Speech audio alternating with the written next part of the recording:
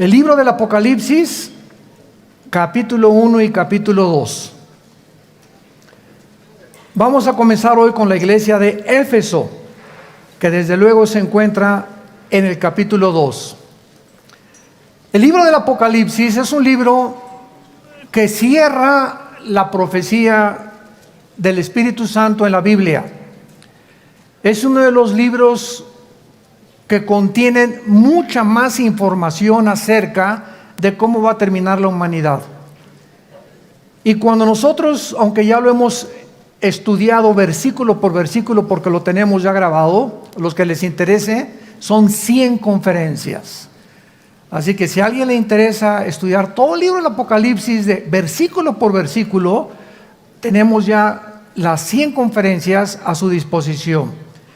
Pero quiero enfocarme desde otra perspectiva ahora, porque conforme nos vamos acercando al final de los tiempos, mientras más cerca estamos de la venida de Jesucristo, vamos a tener más luz. Dice la Biblia, el camino del justo es como la aurora, que va en aumento hasta que el día es perfecto. Tú te levantas en la mañana y ves cómo comienza a amanecer, hasta que resplandecientemente el sol ocupa casi todo el cielo. Y la Biblia compara las cosas naturales del mundo con las cosas espirituales. Y así debe ser tu vida y así debe ser mi vida también. Cada día debemos de tener más luz y más luz y más luz y más luz. Nadie puede decir que conoce a Dios si no está siendo cambiado. Nadie puede decir que eres la misma persona del año que entra y decirme que conoces a Dios porque te haces un mentiroso o una mentirosa. Si realmente estás caminando con Dios, no eres el mismo de hace 3 semanas, de hace 6 meses. Si dices que eres cristiano y eres la misma persona que cuando te convertiste, no es verdad que seas cristiano. Porque el conocimiento de Dios nos cambia. Nos tiene que transformar. Y si no estamos siendo transformados y cambiados de gloria en gloria en gloria, y no estamos cada vez siendo mejores esposos, mejores esposas, mejores hijos, mejores ciudadanos, etcétera, etcétera, mejores cristianos, no estamos creciendo, estamos estancados completamente. Así que esta es una de las evidencias más grandes que tenemos cuando realmente decimos que vamos de gloria en gloria y viendo la aurora de Dios poco a poco. Mientras más nos acercamos a la segunda venida de Jesucristo, Dios, el Espíritu Santo, nos va a revelar más secretos de su palabra. Entonces yo puedo enseñar el Apocalipsis, lo enseñé hace como 15, 20 años, lo volví a enseñar hace como 7, 8 años, y cada año, cada 3 o 4 meses podríamos decir que enseñamos algo. Y seguimos creciendo en el conocimiento de Dios, enseñamos cosas que creíamos que veíamos hace 6 meses y las comenzamos a ver ahorita. Yo recuerdo cuando el misionero que nos dio a Cristo, a mi hermano y a mí, nos dijo, lean el Evangelio de Juan, y así comenzamos con el Evangelio de Juan.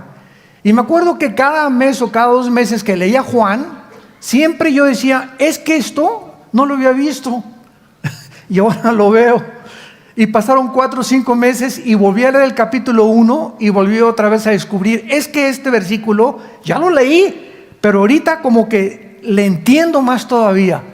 Y así es la palabra de Dios. Es maravillosa la Biblia. Cada vez que recurrimos a ella descubrimos cosas que creíamos que habíamos visto o leído, pero no habíamos enfocado claramente el entendimiento ni la sabiduría de Dios detrás de todas las cosas que Dios nos enseña en su palabra. El libro del Apocalipsis fue escrito 90 años después del primer siglo, o durante los primeros 90 años del primer siglo, por el apóstol Juan, cuando él se encontraba exiliado en la isla de Patmos, que es una isla que se encuentra geográficamente junto a Grecia, junto al mar Egeo. Cuando vayan ustedes a visitar Grecia o Italia en algún viaje o a Israel, vayan ustedes a la isla de Éfeso y ahí está todavía la tumba donde se supone que murió Juan y donde recibió esta visión de Dios.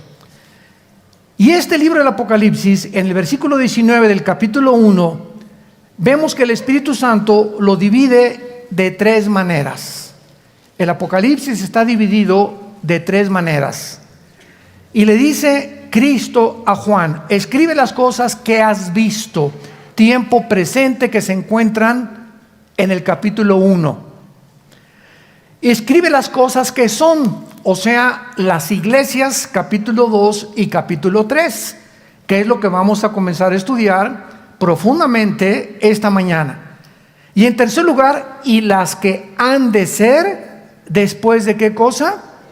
De estas, o sea, después de las iglesias, que comienza el capítulo 4 hasta el capítulo 19.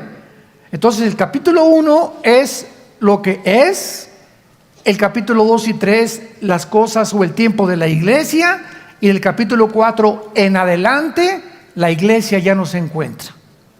Y así comienza el capítulo 4, versículo 1. Oí una voz que me dijo: sube acá. Y vemos que es un tipo del arrebatamiento de la iglesia. Así que del capítulo 4 al capítulo 19 la iglesia ya no vuelve a aparecer en el libro del Apocalipsis, porque la iglesia no va a estar aquí en el tiempo de la gran tribulación. Gracias a Dios. Y cuando nosotros comenzamos a descubrir, como lo vamos a compartir en el desayuno, de que somos realmente la última generación, yo puedo estar seguro que tu vida no va a ser la misma. Cuando cobres conciencia que nos encontramos en la orillita de en cualquier momento el Señor viene por nosotros, tú vas a comenzar a cambiar tu manera de vivir, de pensar. Vas a tener que arreglar las cosas que tienes que arreglar lo más rápido posible para que seas digno de ser arrebatado. Y no creas que cuando oigas que millones de personas desaparecieron en el mundo, te quedes aquí y tu esposa ya no está aquí, o tu esposo, o tus papás, o tus hijos. Llegas a la iglesia y aquí ni pastores, ni casi no hay nadie de gente, y digas: fue verdad, fue verdad. ¿Qué harías? ¿Qué harías? ¿Caerías llorando en el suelo aquí en medio de un pasillo en la iglesia a la que tú pertenezcas, jalándote los pelos y diciendo: Dios mío, pero ¿por qué no tomé en serio a Dios? ¿Por qué no realmente hice caso de las cosas que oí cada domingo o entre semana en los estudios bíblicos? ¿Por qué yo no pude realmente entender que con Dios no se juega? Y que estamos en tiempos en que Dios nos está con este libro anunciando: vengo pronto por ustedes. En el capítulo 2 ya se describen 7 iglesias. El número 7 en la Biblia es un número que se usa para la perfección, para lo que está completo. Porque en la Biblia hay lo que se llama la gematría. La numerología se puede confundir con la famosa cábala, porque hay, ¿verdad? Como dicen, el número 13 es un número de mala suerte, y en hoteles no hay el número 13, o pasar debajo de una escalera es mala suerte, o encontrarte un gato negro es mala suerte, que son supersticiones y que son cosas que no tienen nada que ver con el cristianismo y que tenemos que desechar de nuestra vida. Yo en una escalera paso por debajo, ¿y qué le digo a la escalera? ¿Y qué pasé debajo de ti? ¿Y qué? Por el amor de Dios, un gato negro, lo asusto yo al gato negro. Entonces, pero en la Biblia hay lo que se llama la gematría, porque el idioma hebreo y el lenguaje griego, que fueron los 2 lenguajes, con la excepción del libro de Daniel, del capítulo 2 al capítulo 7 de Daniel, fue escrito en arameo. Es la única excepción en toda la Biblia. Pero todo el Antiguo Testamento fue escrito en hebreo y en griego el Nuevo Testamento. Entonces, el lenguaje hebreo tiene en cada letra un símbolo numérico. Por ejemplo, cuando venimos al lenguaje de griego, sabemos que la B es el 5, la X el 10, 2X 20, una X un palito y una X 19. ¿De dónde salían esos símbolos que le llamamos romanos? Precisamente del griego koiné, que fue la cultura helénica que absorbió completamente toda la cultura que había en el Medio Oriente. Los romanos la absorbieron también, y comenzaron a desarrollar el griego como uno de los lenguajes que establecieron el mundo romano hace aproximadamente 20 siglos.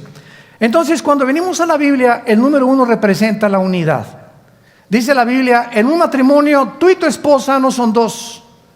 Son dos físicamente, pero espiritualmente son uno delante de mí. Dice Cristo en Juan 17, para que todos seamos uno. ¿Pero cómo? Hoy somos miles o millones de cristianos. A los ojos de Dios, la iglesia es una. Visiblemente somos muchas, pero una es la iglesia universal. Entonces hay la iglesia universal invisible, que es la verdadera, y la iglesia visible, que es la que está en todas las iglesias del mundo entero, mezclada con cazacuatas, coralillos, cascabeles, lobos, alacranes. La iglesia visible, donde tú y yo estamos ahorita en esta mañana, estamos mezclados aquí. No todos los que estamos aquí somos cristianos, ni todos los que estamos aquí en esta mañana y en cualquier iglesia del mundo no es una iglesia pura. Siempre la iglesia visible crecerá mezclada con la cizaña. Siempre habrá cizaña en medio de nosotros. Pero la iglesia universal, la que es una delante de Dios, fue la que fue bautizada con el Espíritu Santo en el cuerpo de Cristo, al cual pertenecemos cuando nos identificamos con Él y le recibimos como Señor y como Salvador. El número 2 en la Biblia representa el testimonio. Cristo mandaba de 2 en 2 a sus discípulos a testificar. Y esto era para protegerse. Por ejemplo, hace muchos años había un gran predicador, David Wilkerson, que se acaba de matar hace un año más o menos, ahí en Texas precisamente. Y yo recuerdo que él dejó todo lo que era la atención, la televisión, etcétera, etcétera, y se fue a fundar en Nueva York una organización llamada en inglés Teen Challenge, desafío a la juventud o reto a la juventud. Él se hizo famoso porque él sacó de Nueva York, del Bronx de Nueva York, a un muchacho llamado, que comenzó era el jefe de los Mau Mau, y era uno de los muchachos más drogadictos y de los peores que había, y entonces sacó un libro que se llamó El filo de la navaja. Pero cuando comenzaron a ganar los drogadictos, comenzaron también a ganar a las prostitutas. Y entonces David Wilkerson rentó una camioneta y les prohibió a todos los cristianos que iban a testificar a las prostitutas de Nueva York que fueran solos. Entonces, ¿por qué? Porque si iba un cristiano solo a hablar con una prostituta, la carne, aguas, cuidado, no te confíes. Tú tratas de testificar. Por eso a los pastores yo les aconsejo, nunca un pastor le dé un testimonio o un consejo a una mujer joven. A las viejitas está bien. ¿Por qué? Porque estamos arriesgando una relación sentimental que nos gana la carne y el diablo. Entonces Dios dijo, vayan de 2 en 2. Entonces David Wilkerson comenzó a hacer esto, a obedecer a Dios y ver la sabiduría de Dios. Entonces bajaban a testificar de parejas, vendían 2 o 4 o 2, 3 parejas, y es mucho más difícil. Las subieron a una camioneta a las prostitutas que aceptaban ser rehabilitadas, pero ya iban con 2 o 3 matrimonios. ¿Ven? Porque fue la técnica en la que Él les dijo, nunca se bajen a testificarle a nadie ni a ninguna persona solos. Que dice Judas, antes del Apocalipsis está el libro de Judas, y dice la Biblia en el versículo 23, a otros salven arrebatándolos del fuego, de otros tengan misericordia con amor, aborreciendo aún la ropa contaminada por su carne. O sea, dice la Biblia, no te acerques a cualquier persona a hablarle de Cristo si tú no estás bien fuerte en el Señor. Principalmente a los que son drogadictos o homosexuales o lesbianas o prostitutas, ¿verdad? ¿Por qué? Porque necesitas mucha fuerza interior, y si lo haces, trae un compañero o a tu esposa o alguien contigo. No confiemos en nuestra carne, como dice Filipenses capítulo 3. El número 3 en la Biblia significa la Trinidad. El Padre, el Hijo y el Espíritu Santo. Por eso Apocalipsis termina Satanás tratando de imitar la Trinidad. Acuérdense que en Isaías 14, del 12 al 14, Satanás dijo: quiero ser como Dios, alcanzar el trono de Dios. ¿Y cuál es el número de Satanás? El 6, 3, la Trinidad. Y el 6, ¿a quién le pertenece? Al ser humano, porque en el sexto día fuimos creados. Entonces, cuando la Biblia dice que el número del anticristo va a ser el 666, vemos el número del hombre elevado a Dios. ¿Me están siguiendo? El hombre elevado a Dios, que fue la mentira que le dijo Satanás a Eva: serás como Dios, serán como dioses. El número 5 es el número de la gracia. Es el número de la gracia, el número 5. El número 6 es el número del hombre. El número 7 es el número perfecto. Ahora vean esto con cuidado. El número 6 en la Biblia es el número del ser humano. Y el ser humano con Cristo, ¿a dónde subimos? ¿A dónde? Camino a la perfección, para estar completos. Un ser humano sin Cristo es un ser humano imperfecto. Es un ser humano que no conoce las cosas de Dios, no está consciente del mundo espiritual. Lo único que ve del mundo es sexo, placeres, dinero, poder, popularidad. Es lo único que llena su mente, y se muere a los 50, 60, 70 años de edad. Nunca conoció la luz. Nunca supo qué era la razón por la cual él había nacido. Nunca va a poder realmente. Nació en tinieblas, vivió en tinieblas y morirá en tinieblas. Entonces, qué interesante que aquí en Apocalipsis encontramos en el capítulo 1, que dice la Biblia, hablando de los candeleros, versículo 13 del capítulo 1: vi en medio de los 7 candeleros, 7 candeleros. Apocalipsis 1:13. A uno semejante al Hijo del Hombre. Cuando Juan se aparece de repente enfrente de Jesús, Jesús se encuentra detrás de 7 candeleros.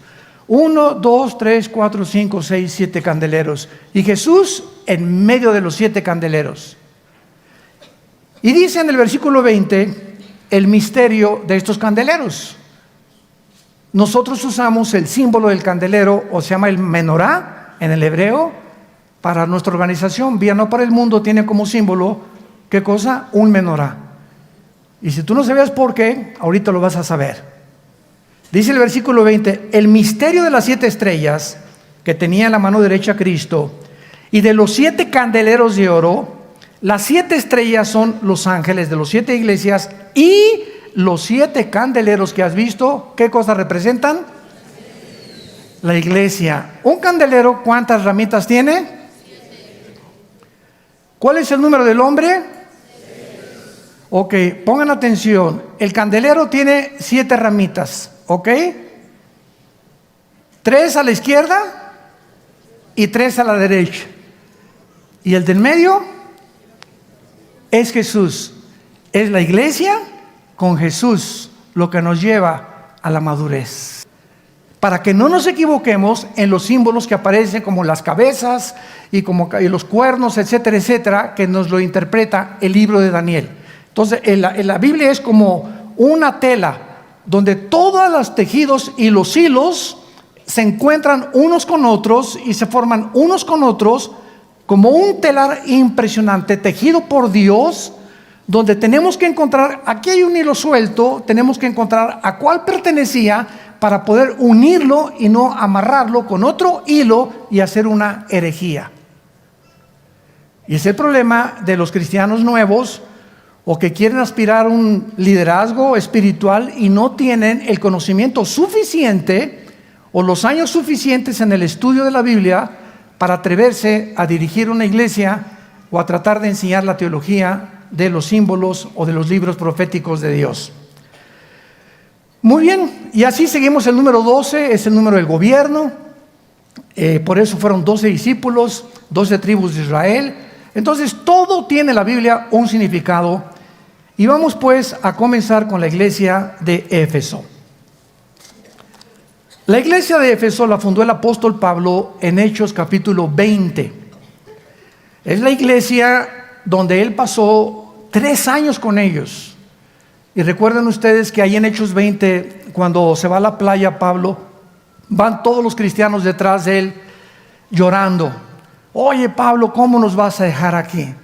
Y entonces Pablo les da los últimos consejos a esta iglesia y les dice: cuando yo me vaya van a entrar a la iglesia lobos, no conejitos ni venaditos. Van a entrar lobos a la iglesia. Sí, abran los oídos. Por lo tanto, les dice a los líderes: a ustedes los responsabilizo de todas estas ovejas para que cuiden la sana doctrina.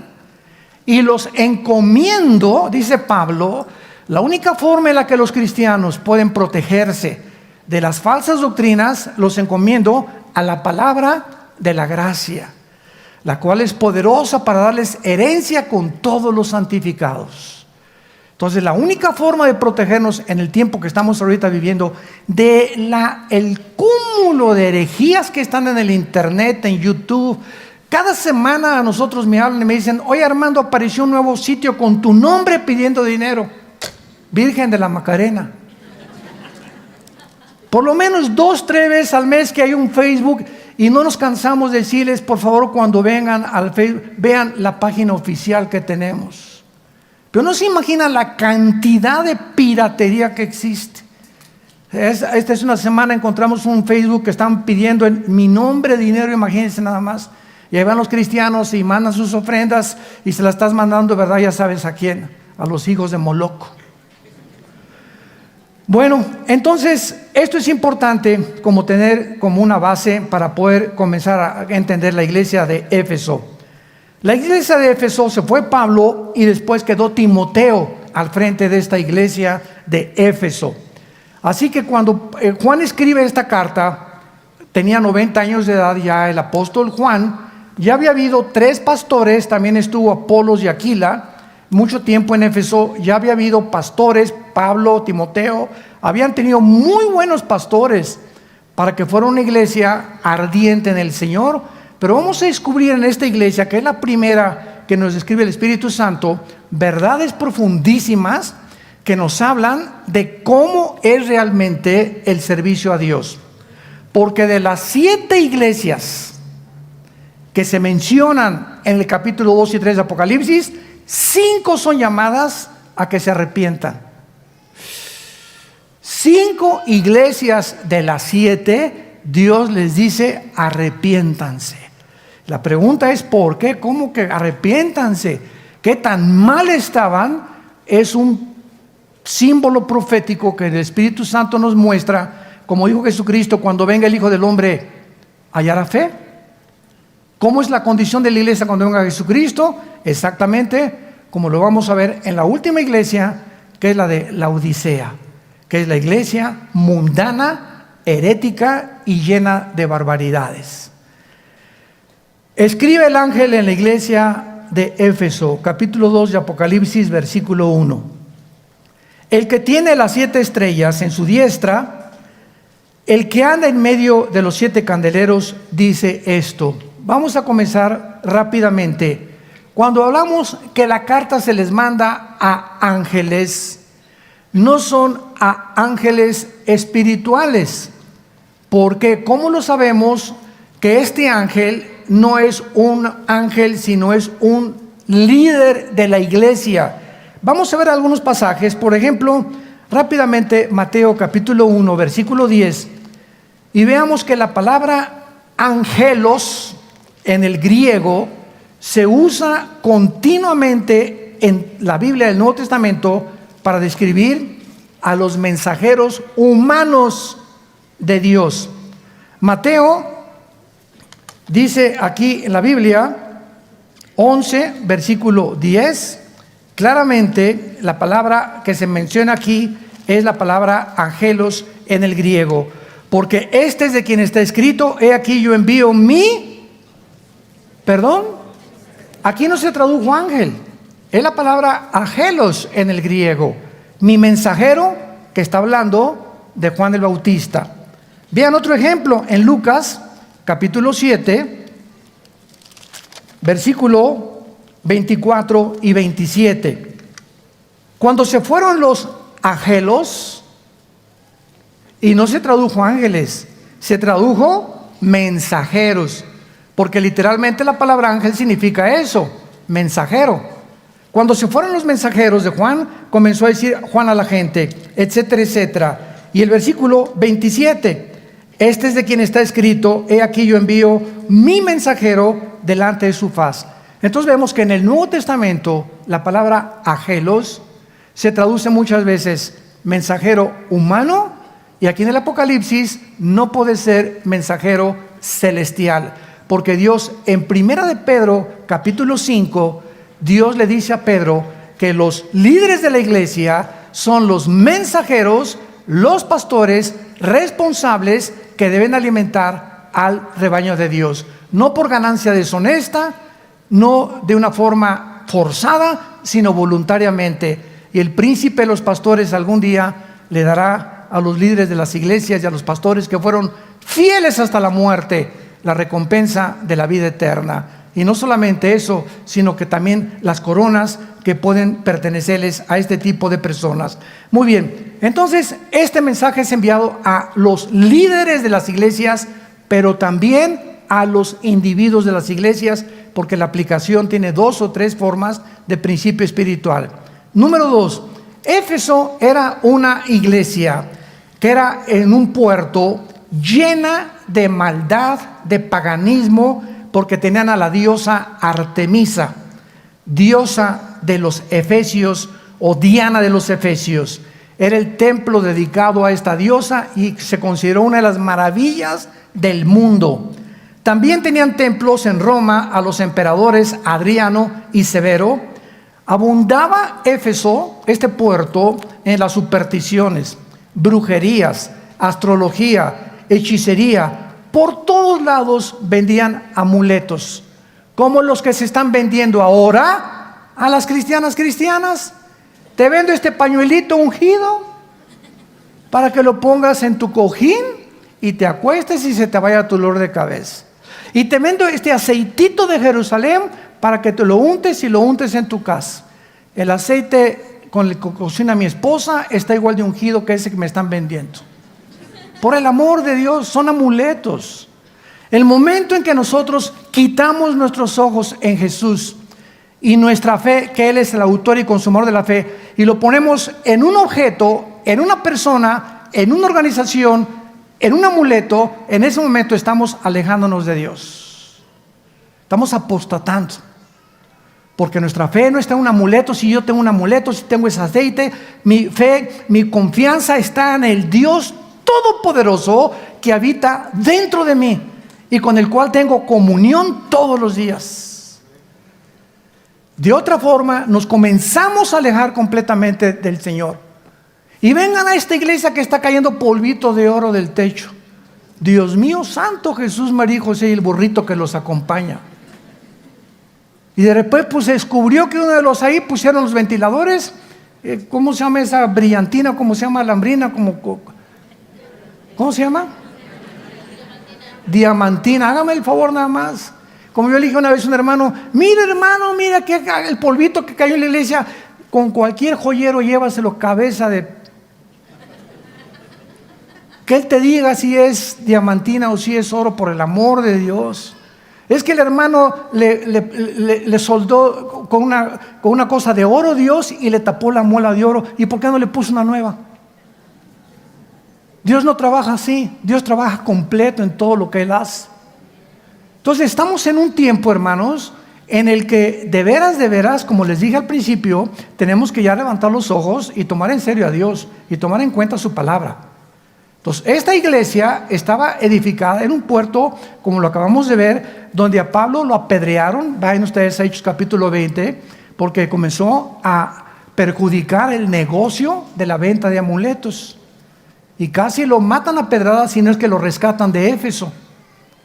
Ahora, muy bien, observamos varias cosas en el versículo 1. Dice Jesucristo y se identifica como el que tiene las estrellas en su diestra. Los líderes de las iglesias no son colocados por institutos bíblicos, ni por seminarios teológicos. Los líderes de las iglesias son llamados y son escogidos por Dios. Yo no estoy diciendo que no te prepares, porque un seminario teológico no se debe preparar e instituto bíblico. Y es lo mismo que meterme a estudiar ingeniería, pero yo no tengo la vocación para ser ingeniero, ni el talento para ser arquitecto. No se me da el dibujo. No te metas de arquitecto si no se te da el dibujo. Porque un arquitecto tiene que saber dibujar, y tiene que gustar el dibujo, y tiene que tener el talento para dibujar. Otro hijo ama la música y tiene un oído impresionante para la música, y ya toca la guitarra, ese muchacho está llamado para la música, que algún día puede entrar a un conservatorio y poder seguir esa carrera, el talento que Dios nos ha dado. Entonces, si yo tengo la capacidad para el dibujo y puedo ser arquitecto, pero alguien me dice, es que de doctor vas a ganar más.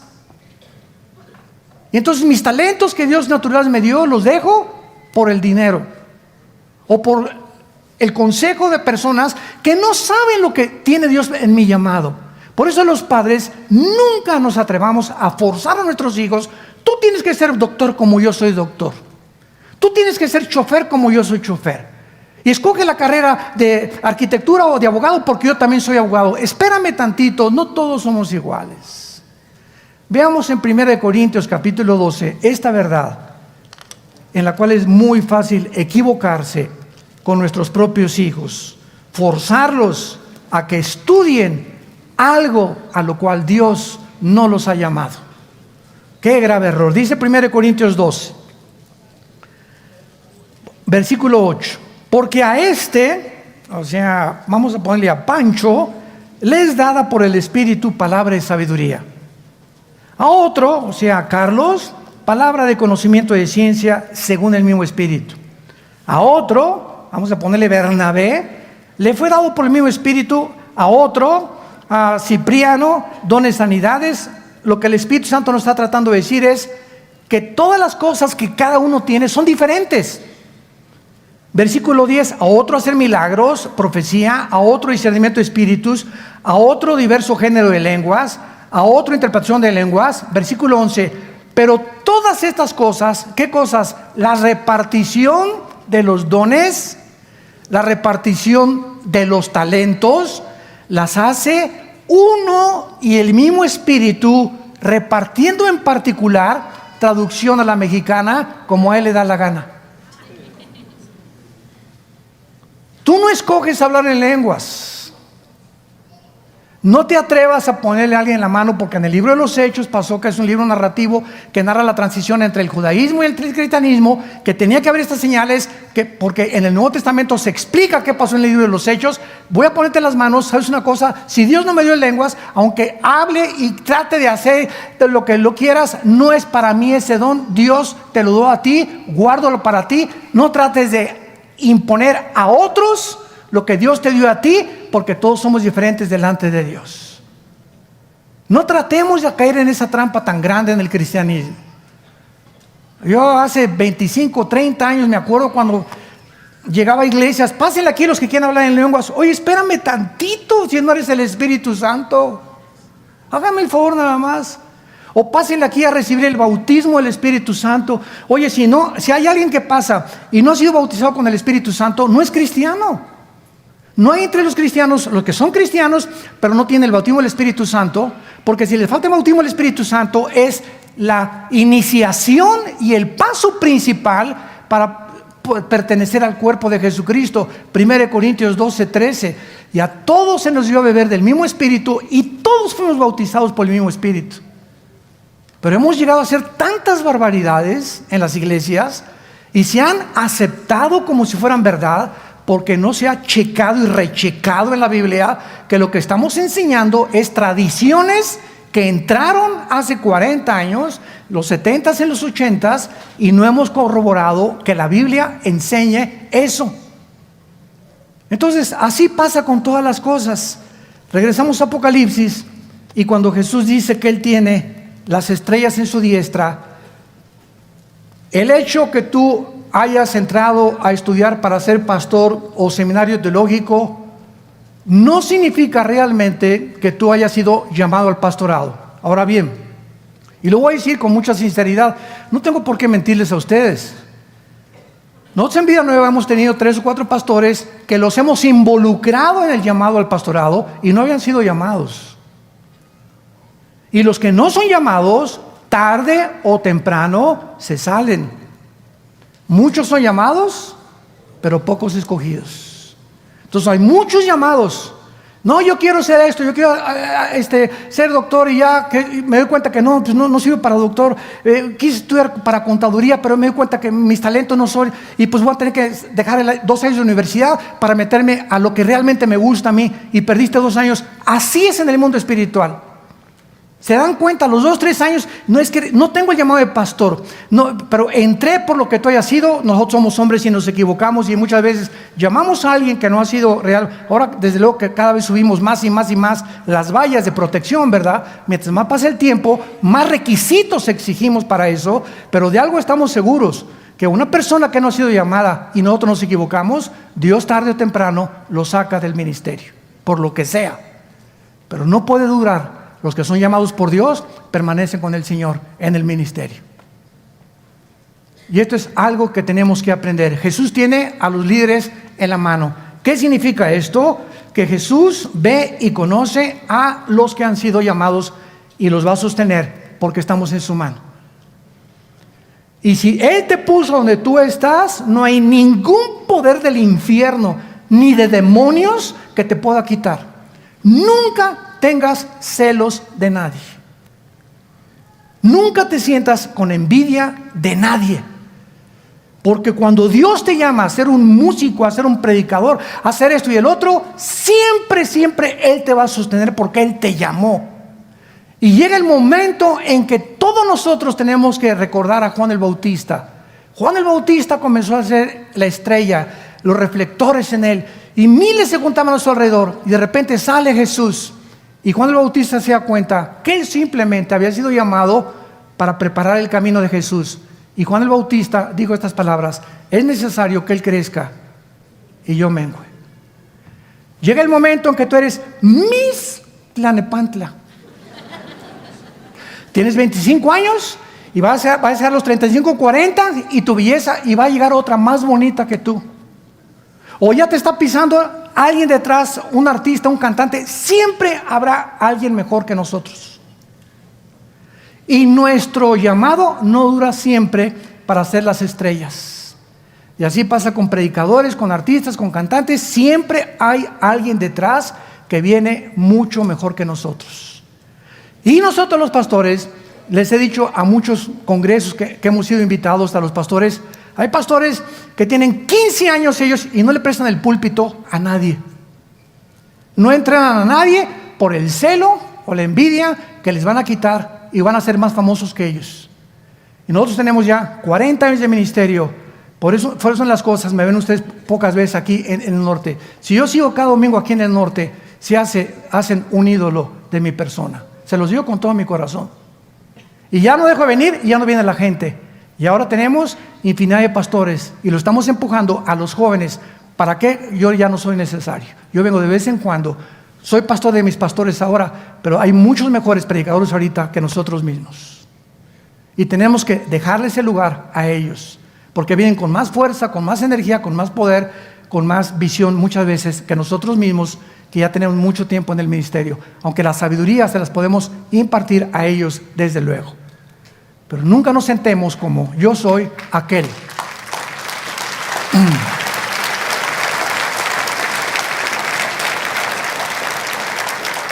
Estamos para empujar a los jóvenes, para promover a los jóvenes, para empujarlos. Súbete, tú puedes. Y cada vez nosotros irnos menos y menos y menos y menos, si queremos seguir a Jesús. Y en segundo lugar, ¿verdad? Esto que hablamos, Jesús, cuando dice yo tengo las 7 estrellas, nos está diciendo que Él no tiene preferencia por ninguna denominación, porque no hay barreras en el cuerpo de Cristo. En el cristianismo hay nazarenos, presbiterianos, bautistas, pentecostales, carismáticos, Cuando nos preguntan, ¿y ustedes qué denominación son en Vida Nueva? No tenemos ninguna denominación, somos una organización cristiana evangélica. Porque la palabra evangélica se adoptó desde 1940-45 en Suiza, cuando se hizo la votación para determinar quiénes eran los cristianos evangélicos, a diferencia de los mormones, a diferencia de los testigos de Jehová, a diferencia de los adventistas, que ya no forman parte del cristianismo, sino de grupos sectarios. ¿Por qué se llaman sectarios? Porque estos grupos que acabo de mencionar no creen que Jesús es Dios, creen que la salvación es por las obras, los cuales los hace inmediatamente apartados del evangelio puro de la gracia de Jesucristo. En el libro de Gálatas 1, capítulo 1, versículos 6 al 8, cualquiera que predique otro evangelio que no sea este, no es el evangelio que Cristo nos enseñó. Entonces no importa si es presbiteriano, eres mi hermano, nazareno eres mi hermano, amistad cristiana eres mi hermano, bautista eres mi hermano. Pues los bautistas le ponen más énfasis a alguna cosa, al evangelismo. Los presbiterianos tienen la iglesia, la teología de la reforma. ¿Qué significa esto? Que ellos creen que Israel ya no forma parte del plan de Dios. Los dispensacionalismo al cual nosotros pertenecemos, es la teología que enseña que Israel, Dios no ha acabado con ellos, que viene otra vez en la tribulación a terminar el plan con ellos, y la semana 70 de Daniel. Los pentecostales le ponen énfasis increíble a las lenguas, ¿verdad?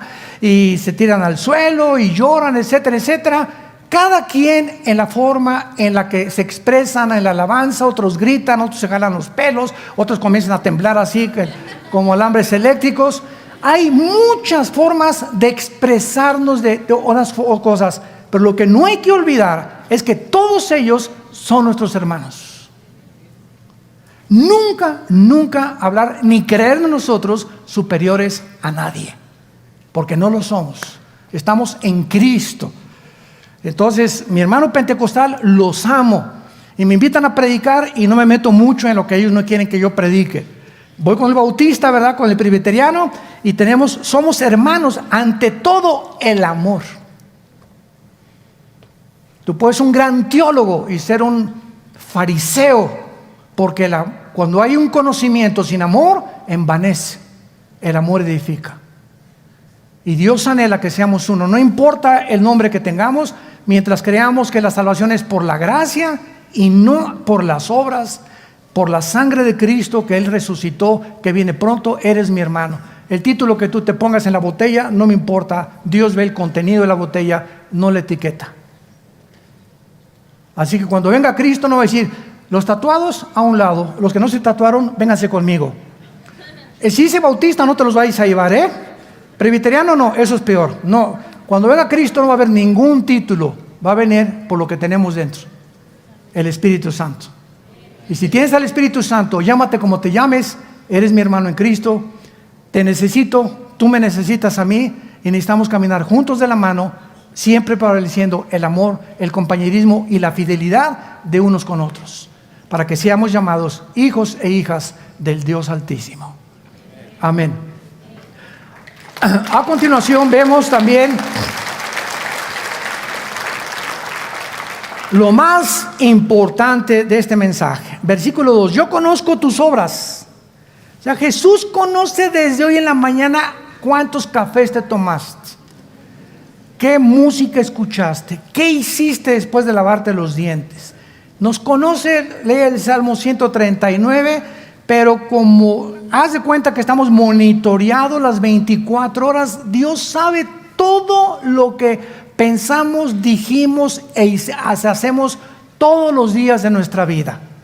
Yo conozco tus obras, y se los dice a todas las iglesias, y tu arduo trabajo y paciencia, y que no puedes soportar a los malos, y has probado a los que se dicen ser apóstoles y no lo son, y los has hallado mentirosos, y has sufrido y has tenido paciencia y has trabajado arduamente por amor de mi nombre y no has desmayado. Vean todas las cosas buenas ante nuestros ojos que Dios y Cristo reconoce. Nada de estas cosas son malas.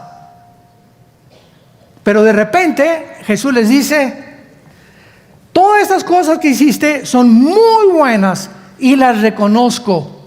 Pero ¿sabes una cosa?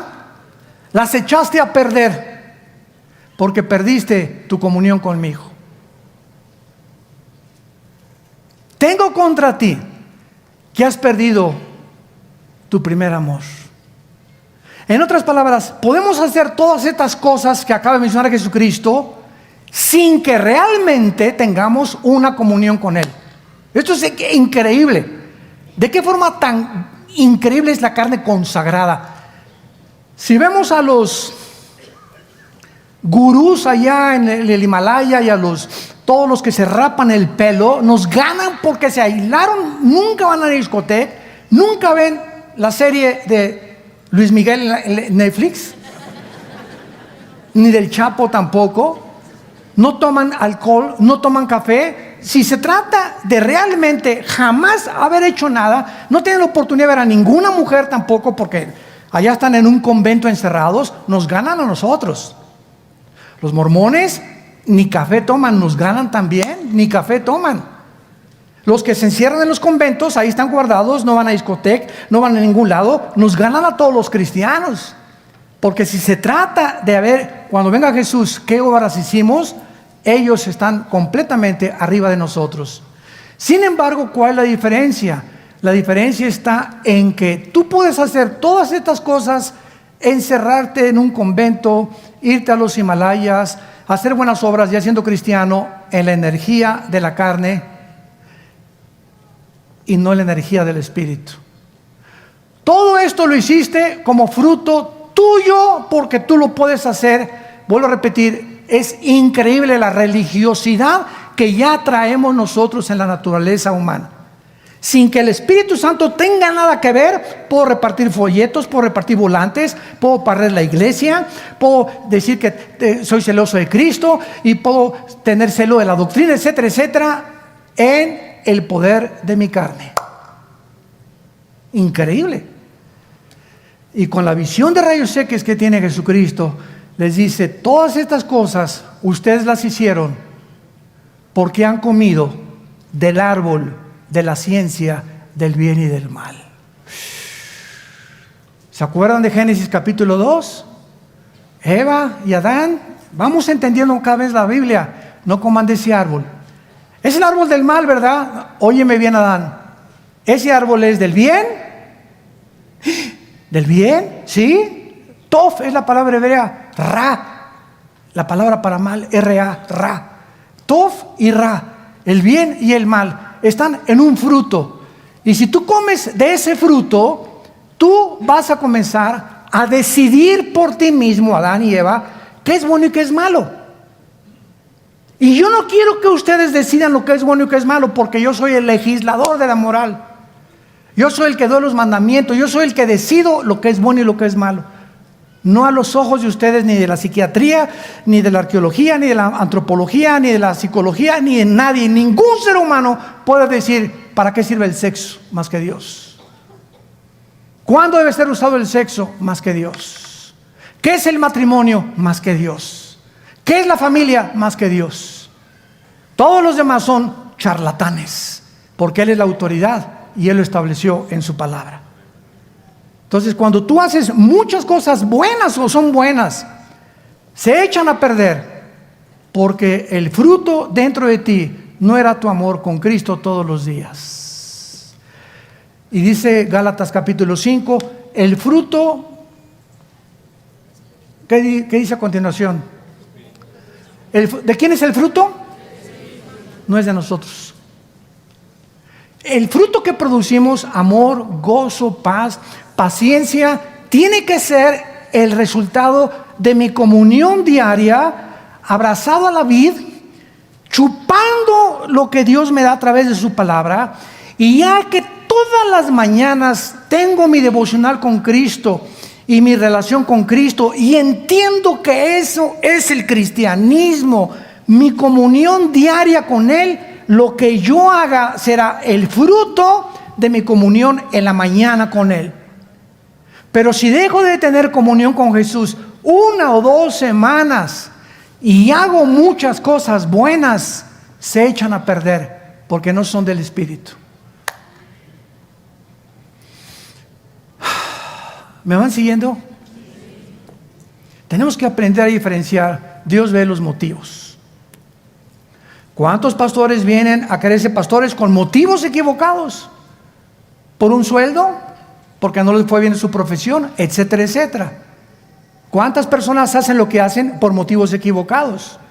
¿Cuántos políticos gobernantes hacen lo que hacen por motivos equivocados y no para servir al pueblo? En todas las áreas de la vida, Dios ve los motivos.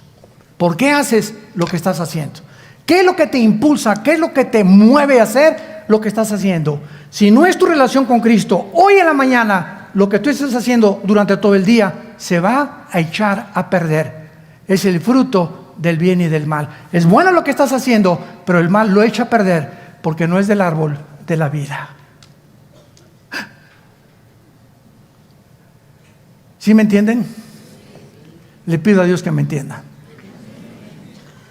Es importantísima esta lección de la iglesia de Éfeso.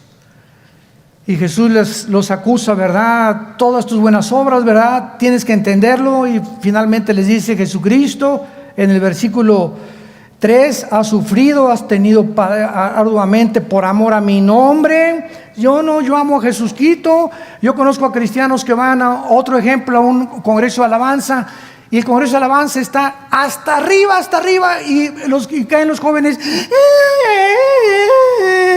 y lloran, y es normal, y es natural, y los toca, y sí, Jesús por aquí, por allá, y te tocó, y el predicador que oí este domingo me hizo llorar. Todo lo que tú quieras y digas, y el lunes, y el martes, el miércoles, ya ni te acuerdas. Todo sucedió en un momento de emocionalismo. Pero si los otros días que siguen después de eso no mantienes todo lo que hiciste, eso que te caíste en ese congreso y que lloraste, no te será tomado en cuenta. Se echó a perder porque no mostraste la misma solicitud hasta el fin para plena certeza de la esperanza. Hebreos capítulo 6. Entonces hay cristianos que van de congreso, y en el congreso, y otro congreso, y otro congreso, y 4 o 5 congresos al año, y los toca el Señor, y se caen al suelo, y se revuelcan, y giran en el suelo, etcétera, etcétera. Emocionalismo, lo que tú quieras, y puedo decir que es natural, que es normal. Sí sintieron, pero venga el otro día, y el martes y el miércoles, y no entienden que no dura. Moisés: no recojan el maná, no lo guarden, porque se les echa a perder. ¿Por qué, Señor? Quiero enseñarles a que dependan de mí todos los días. Ahí está en el Éxodo la lección. Caía el maná, y los que lo guardaban, no por lo que el congreso, lo que habló el predicador, lo voy a guardar a mí. No es cierto. Cuando pasan los días se te echa a perder, se te echa a perder, se echa a perder. ¿Por qué? Porque Dios quiere que todos los días, el martes y el miércoles y el jueves y el viernes y todas las semanas después del congreso, mantengas ese ardor pegado a la Biblia y a la comunión con Jesucristo. Si no, eso que te dio Dios, ese maná que te dio Dios, se te echa a perder a los 3 o 4 días. Y tú no puedes llegar el día de Cristo: Señor, ¿te acuerdas en el congreso? ¿Viste cómo me caí, Señor? Y te grité, ¿verdad, Señor? Sí, claro, y lo reconozco. Y en ese momento sentí a Jesús. Sí, pero yo no te voy a juzgar por lo que hiciste hace 4 o 6 meses, Pancho, sino por lo que hoy en el presente eres. Desde ese tiempo, ¿qué has hecho con tu vida? Con la vida de Jesucristo y con mi palabra en tu corazón. Padre, te damos gracias en esta mañana por tu palabra.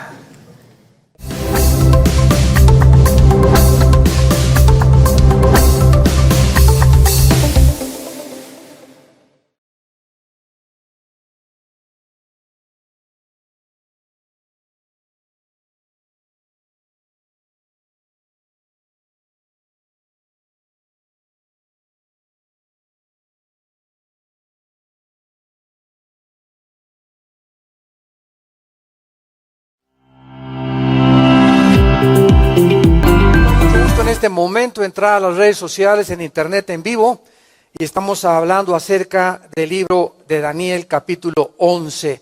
Los que traigan su Biblia lo pueden abrir en este capítulo, y nos da mucho gusto anunciar también por internet, ¿verdad?, la próxima inauguración de la iglesia en San Antonio, Texas. Acabamos de regresar de Oaxaca, ya vamos a comenzar a levantar la iglesia en Querétaro. Mi hijo Alan va a estar al frente de esta obra y les pido sus oraciones por Alan, ¿verdad?, porque va a enfrentar, ahora sí que de ceros va a comenzar. Tenemos ahí como 16 familias en Querétaro que están dispuestas a comenzar ya a congregarse. Y yo sé que ahora que hagamos desayunos y seminarios vamos a levantar. Así que gocémonos de todas estas obras que Dios está haciendo, que podamos seguir levantando en nombre de Jesucristo. Gracias a Dios. Muy bien, estamos en el libro de Daniel, el capítulo 11, y vamos a ver ahora alguna de las guerras que el anticristo va a desatar. Y antes tenemos que ponernos una perspectiva geopolítica. Actualmente estamos en un mundo muy peligroso. Nunca en la historia las elecciones en Estados Unidos habían estado tan peligrosas. Jamás en la historia de Estados Unidos, estamos hablando de más de 350 años, las elecciones habían estado tan peligrosas como están ahora.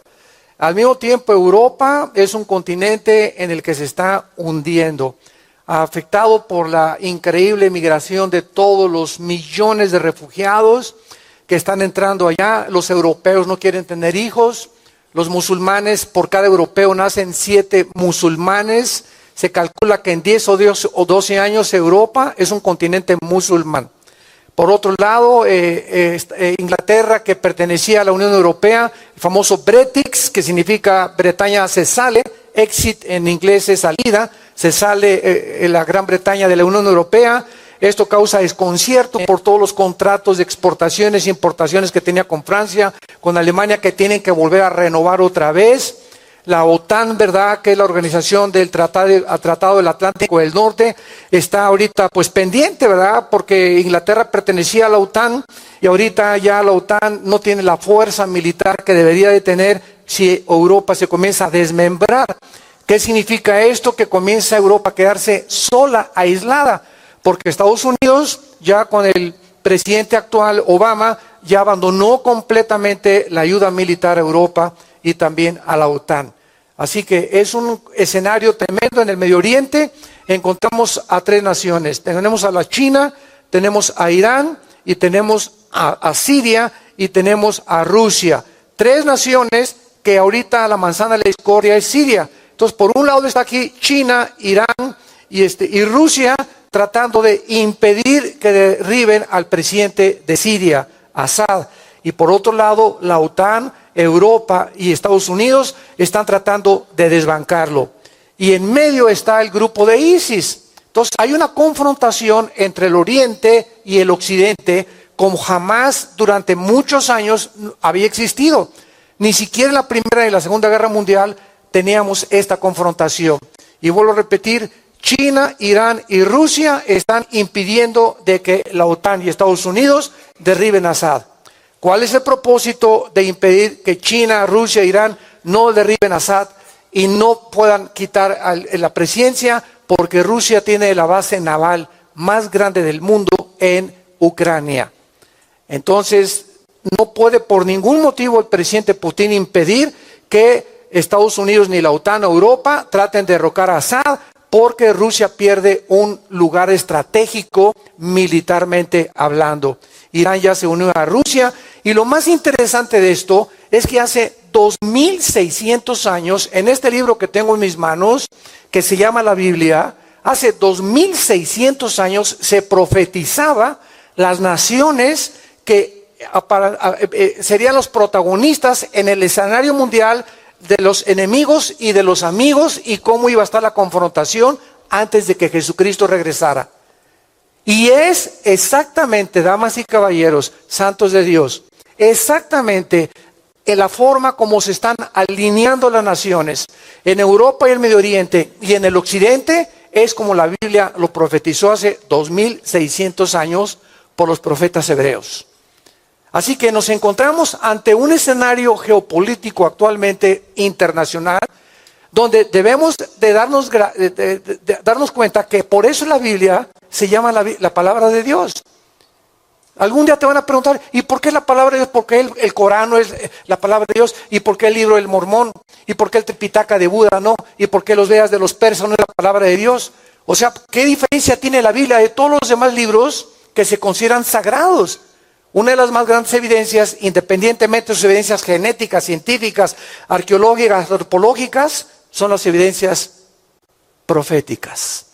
Así que exactamente el mundo se encuentra, y es interesante que abordemos en esta mañana este capítulo tan tremendo de 11 de Daniel, porque aquí se nos habla claramente de cómo va a moverse el anticristo, las naciones que van a estar alineadas con él, algunas de ellas, y la forma como algunas otras naciones no se van a unir al gobierno o a la última confederación política internacional, que será el último gobierno mundial, con el último dictador mundial, que se llama en la Biblia la bestia, el cuerno pequeño, el anticristo, el hijo de pecado. En fin, hay varios nombres que se le da a este final dictador mundial. Y finalmente, antes de entrar en materia, es interesante que muchas de las profecías del Islam dicen que va a regresar el 12º imán o el Mahdi. Esto significa que el Imperio Otomano turco, que fue derrotado en 1921-22 después de la Primera Guerra Mundial y que duró durante 500 años, este Imperio Otomano turco no ha cesado de volver a reestablecer el califato en el Medio Oriente. Y esto es lo que hemos vuelto a oír en todos los periódicos y en los medios de comunicación, que un hombre llamado Baghdadi, que es el jefe de ISIS, de este grupo terrorista que está operando ahorita en la mayor parte entre la frontera entre Irak y Siria, él se ha autonombrado ya el califa. ¿Qué significa califa? Significa sucesor. O sea, este hombre cree que él es el señalado por los dioses o por Alá para establecer en todo el Medio Oriente el Imperio Otomano otra vez, tal como las profecías de ellos lo dicen. Pero ellos dicen que va a surgir un hombre llamado el Mahdi, y cuando el anticristo surja para la religión del Islam, para ellos será el Mahdi, el salvador de ellos. Y es impresionante cómo pudieron coincidir estas profecías de las supuestas del diablo para precisamente a los musulmanes decirles que él es el salvador para ellos, el anticristo para el mundo de los cristianos. Entonces todo está convergiendo y todo está uniéndose y todo está llegando a un punto donde nos damos cuenta que, como decía un gran predicador hace muchos años, Dwight Pentecost, del Seminario Teológico de Dallas, él decía lo siguiente: cuando los jugadores saltan a la cancha, tú sabes que el partido va a comenzar. Así, cuando nosotros veamos a los principales protagonistas que la Biblia menciona en los últimos tiempos, nos damos cuenta que nos encontramos verdaderamente en los tiempos finales. Así que tenemos que ya tomar en serio a Dios. Ya no estamos para jugar. Vivimos un mundo demasiado confundido.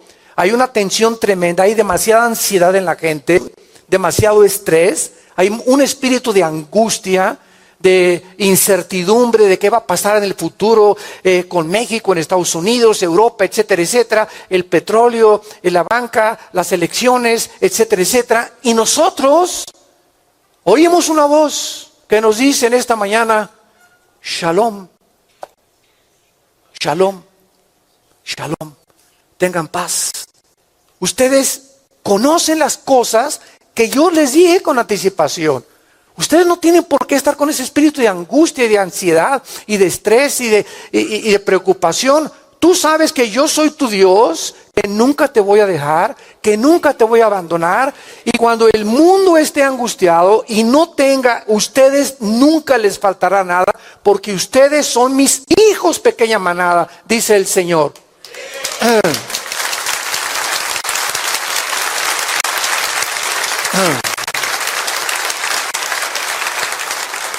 Pero recordemos que la antítesis de la fe es el temor. Entonces, si tú permites que tu vida sea llena de un espíritu de temor o conquistada por el temor, sacas la fe de tu vida. Y vas a vivir como las demás personas que no tienen a Jesucristo, como tus familiares, tus amigos en la oficina, que no tienen ninguna esperanza ni propósito ni sentido para vivir. Entonces, si tú dejas que el temor entre a tu corazón, sacas la fe. Porque dice la Biblia en 1 Juan capítulo 4, ¿verdad? Que el temor lleva en sí castigo, por el cuanto el que teme no ha sido perfeccionado en el amor. Entonces tenemos que tener fe, tenemos que tener confianza, fuera el temor. Yo me levanto todos los días, yo soy tu hijo, Señor, te doy las gracias, tú eres mi pastor, nada me faltará. Hágase tu voluntad en los cielos y en la tierra. Jesús, nunca me dejarás, nunca me abandonarás. Y nos comenzamos a levantar alabando y confesando la palabra de Dios, y sin que nos demos cuenta, los aires a nuestro alrededor, en nuestra casa, en nuestros hijos, comienzan a disiparse, porque levantándonos, no nos imaginamos la cantidad de espíritus malignos que nos están esperando para atormentar nuestra vida durante ese día. Y de ahí tanta gente, ¿verdad? Que yo quisiera ya no levantarme y te tapas con el cojín y hay un panorama oscuro, etcétera, etcétera. ¿Por qué? Porque hay una presión espiritual detrás de todos nosotros para impedirnos ser felices, para amargarnos la vida, para hacernos que la corta vida que tenemos es un viaje. Estamos en un viaje. Disfrutemos este viaje porque tenemos a Jesús, porque Él ya en la cruz venció. Entonces disfrutemos. Mi gozo os dejo, mi paz les dejo. No estén como las demás personas que los gentiles buscan estas cosas. Miren los pajaritos. Hice los pajaritos especialmente como un ejemplo para que vean que estas avecitas nunca siembran, nunca recogen y nunca guardan sus semillas. Ni los gusanitos ni las lombrices que se comen. Y mi Padre, todos los días los pajaritos se levantan y encuentran su comida. ¿Y ustedes querían mi vida por ustedes? ¿Vas a dudar de mi amor? ¿Vas a dudar de mi cuidado? Hombres y mujeres de poca fe. ¿Dónde está vuestra fe entonces? Ay, Señor, me hundo.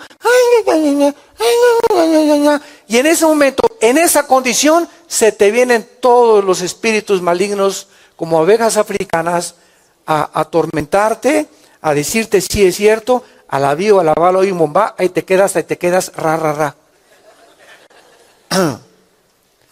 Tenemos que estar conscientes ya que es la vida cristiana. Estamos en una guerra espiritual. Ya vamos de viaje, vamos de paso, ya muy pronto ya se acabó todo, se acabó Toluca, Metepec, se acabó todo ya. México y el mundo entero, adiós mundo cruel, ya nunca te veré. Mientras tenemos la corta vida que tenemos, disfrutémosla con nuestra familia, con nuestros hijos, en oración, con esa paz que sobrepasa el entendimiento. No tenemos por qué vivir una vida de angustia cuando el Señor nos dice que Él es nuestro pastor y que nada nos va a faltar. Y aunque andemos en valle de sombras y de muerte, y aunque andemos en problemas y presiones, no temeremos. ¿Por qué? Porque aunque un ejército nos rodee, no temerá mi corazón. El Salmo 27. Memoriza el Salmo 27 todos los días. Muy bien, aquí en Daniel capítulo 11, ya vimos nosotros que en el versículo 37 fue donde nos quedamos, el anticristo, porque del versículo 36 al 45 del capítulo 11 de Daniel se describe la persona y las guerras del anticristo. Del Dios de sus padres, dice el versículo 37, no hará caso, ni del amor de las mujeres, ni respetará a Dios alguno, porque sobre todo se engrandecerá. O sea, esto es absolutamente lógico, ¿verdad? El anticristo va a tener un ego del tamaño de más grande que las Torres Gemelas de Nueva York que derribaron, más grande que el volcán Popocatépetl o las montañas del Everest.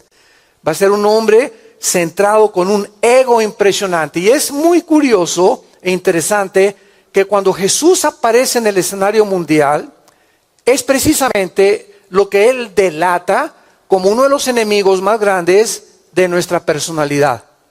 Jesús dijo, el que quiera salvar su vida, la va a perder. El que quiera ganar el mundo, lo va a perder. ¿Por qué? Porque el que la pierda, lo salvará. Y parecería una contradicción. Sin embargo, lo que nos está diciendo Jesús es lo siguiente. Yo vengo para que tú me entregues tu vida y tu ego, tus intereses, los comiences a hacer a un lado. Y comiences a entender claramente cuál es mi voluntad para ti. Y si tú me dejas toda tu vida y encomiendas mi vida en tus manos y me permites actuar y te abandonas a mi cuidado, yo puedo actuar en tu vida. Pero si tú te aferras a tu ego y comienzas a ver a las personas que te rodean como objetos de interés, no, pues yo me junto con esto porque a ver qué le saco. Y a ver esta persona para hacer un negocio. Y comenzamos, o a las mujeres como objetos nada más sexuales. Y cuando tenemos esa percepción de la vida que nos rodea y de las personas que nos rodean, es cuando tú tienes tu ego entronado. Cuando lo único que te interesa es tu mundo, tus intereses, tu dinero, tu castillo, tu imperio, tu denominación, tu iglesia, nada más. Y los demás, ¿verdad? Pues no me interesa absolutamente nada. Y Jesús nos muestra claramente que entre nosotros no debe ser así. El que quiera salvar su vida la va a perder. Si tú tratas de salvar tu vida por obtener lo mejor de este mundo, lo vas a perder. Porque ¿de qué te va a servir cuando mueras haber dicho, gané el mundo y perdí mi alma? Y Jesús vino a mostrarnos y a darle el valor a las cosas que deberíamos de darles verdaderamente valor. Vamos a ver aquí tres cosas interesantes en el versículo 37. El Dios de sus padres no hará caso. Esta es una de las razones por las cuales muchas personas, muchos teólogos, muchos escatólogos, durante muchos años, yo era uno de ellos, asumíamos que el anticristo tenía que ser judío. Entonces, una de las cosas que tenemos que entender es comprender lo que se llama la revelación progresiva. ¿Qué es la revelación progresiva? Lo siguiente, por ejemplo, Dios le dijo a Daniel, Daniel, sella las palabras en el capítulo 12 que te voy a dar, y lo que te voy a dar durante 2600 años, nadie las va a entender, porque están selladas. Y cuando lleguemos a los últimos tiempos, ahí en los últimos tiempos, yo les voy a dar la llave, como si fuera una llave del conocimiento, para que puedan entender lo que durante los siglos anteriores no entendieron. Esto se llama iluminación progresiva de la revelación ya escrita en la Biblia. Para que me entiendan, la Biblia es un libro sellado, tiene un candado la Biblia. Y la revelación de la Biblia está completa. Ya no hay nada que agregarle a este libro, ya no hay nada que quitarle a este libro. Está perfectamente bien desarrollada y revelada toda la voluntad de Dios. Todo lo que Dios quería decirnos del cielo, del infierno, del futuro, de las naciones, del hombre, del ser humano, de los animales, todo absolutamente lo que Dios consideró que necesitábamos conocer está en este libro. Entonces cualquiera que le quiera agregar a este libro o quiera sustraer de este libro, hay maldiciones sobre su vida. Y esta es la razón por la cual tenemos que tener cuidado cuando alguien dice, tengo nuevas revelaciones. Porque ya no hay nuevas revelaciones. La revelación está completa, necesitamos iluminación sobre lo que ya está revelado. ¿Me van siguiendo? Entonces yo me acuerdo que yo venía a Daniel hace todavía 7, 8 años y cantidad de cosas que no entendía. ¿Por qué? Porque en la forma en la que vamos llegando y avanzando en la historia, el Espíritu Santo nos va iluminando la mente para entender muchas cosas que hace 3 años no entendías o hace 10 años no entendías, pero cuando Dios ve tu fidelidad y tu perseverancia y la persistencia que tú tienes en el estudio de las Escrituras, Dios le da a aquellos que le buscan. Me tocas y te abro, me buscas y me encuentras. ¿Por qué? Porque me buscarás con todo tu corazón. A los flojos, a los negligentes, a los que solamente toman el cristianismo como una religión, nada más del domingo venir y cumplir de lunes a viernes, ni abre siquiera la Biblia. No esperes tener paz, no esperes tener seguridad, no esperes tener esperanza, no esperes tener la completa satisfacción de saber que vas camino al cielo. ¿Por qué? Porque tú no has hecho a Jesús tu amigo. Él es tu amigo del domingo nada más, pero de lunes a sábado. Hagan de cuenta que por eso la Biblia compara el matrimonio. El matrimonio es uno de los símbolos más grandes que el Espíritu Santo usó para comparar la vida cristiana. Imagínate que yo le diga a mi esposa, nos vemos el domingo, y ahí te caigo el domingo. Y prepárame todo porque ahí te caigo el domingo, desde la lámpara de la casa te voy a caer arriba. Pero el lunes a viernes, el lunes a sábado no tengo ninguna comunión con ella. Y así pasa un año y me dice mi esposo, oye, ¿para qué me quieres? ¿Me quieres solamente para tu sirvienta o para tu uso personal? y entre semana no tenemos comunicación, no nos hablamos, no somos amigos, yo no te conozco, tú no me conoces a mí. Entonces, eso es un matrimonio, ¿verdad?, que está al punto del divorcio y del fracaso. Porque cuando no hay comunicación, se rompe completamente la amistad. Entonces, necesitamos, ¿verdad?, tener una comunión con Cristo diaria, en la Biblia diaria, desarrollar. Es un hábito, una disciplina, para que podamos entender su voluntad. Y cuando vengan los problemas, y que tu hijo se va de tu casa, y que se muere una persona de tu familia, y que tienes una enfermedad, tengas la fuerza espiritual suficiente para seguir viviendo. Y seguir enfrentando la vida. Porque somos demasiado vulnerables, demasiado débiles, y separados de Él, nada podemos hacer.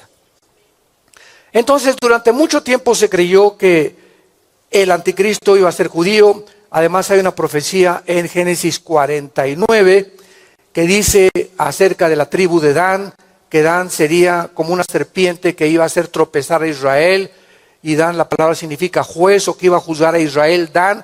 Entonces, hay muchas piezas. La Biblia es como un rompecabezas. A mí me encantaban los rompecabezas cuando era niño. Y estás buscando algo. Si tienes un amarillo, pues buscas algo que se le parezca al amarillo para ver si encaja ahí. Y de repente, pues no es el amarillo, ¿verdad?, es un rojo el que te encaja ahí. Y esa es la forma como vas armando tú los rompecabezas. Te tardas mucho tiempo, pero cuando lo tienes todo, ya ves toda la figura perfecta. Mientras no la tengas toda, el cuadro, ¿verdad?, no sabes todavía si es una torre, o va a haber aquí un monte, o va a haber una casa, o una cabaña, etcétera, etcétera. Así es la Biblia. Dios nos da una pieza y otra pieza, y las comenzamos a ensamblar unas a otras. Entonces, había como 4 o 5 piezas que parecía que al juntarlas era judío el anticristo. Pero ahora ha venido una nueva iluminación acerca con lo que está pasando en el Medio Oriente, y que la posibilidad de que ahora estamos entendiendo que cuando Cristo venga a las naciones que va Él a enfrentar y que van a ser los protagonistas de los últimos tiempos, serán las naciones musulmanas. Si tú lees el Salmo 83, ahí te das cuenta, ¿verdad?, de una invasión de naciones árabes en contra de Israel. Pero si tú vas a Ezequiel capítulo 38 y 39, ahí te das cuenta que Rusia se va a unir con Turquía. Escuchen esto. Esto fue hace 2350 años. Rusia aparece con el nombre de Rosh, con el nombre de Magog, se va a unir con Persia, que es Irán, y que en 1935 le cambió el nombre, era Persia a Irán. Turquía aparece con el nombre de Gomer y Togarma, aparece Cus, que es Libia, y que es las naciones del norte de África, y es exactamente todas estas naciones que se unen al anticristo, a Gog, en el capítulo 38 de Ezequiel, son musulmanas, que se vienen contra Israel. Entonces nos damos cuenta que este movimiento musulmán ha resurgido en los últimos tiempos.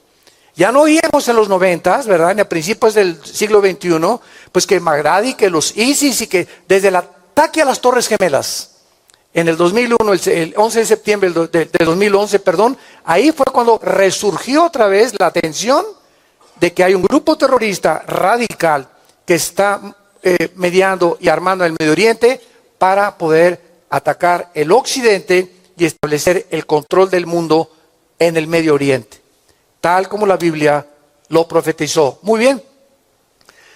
Entonces, teniendo en cuenta que estas piezas del rompecabezas hablaban de que el anticristo puede ser judío, vemos nosotros que hay más de 10 versículos en el Antiguo Testamento, sobre todo uno de los pasajes más importantes, Isaías capítulo 10, que describen y se le llama al anticristo el asirio. El asirio se le llama al anticristo.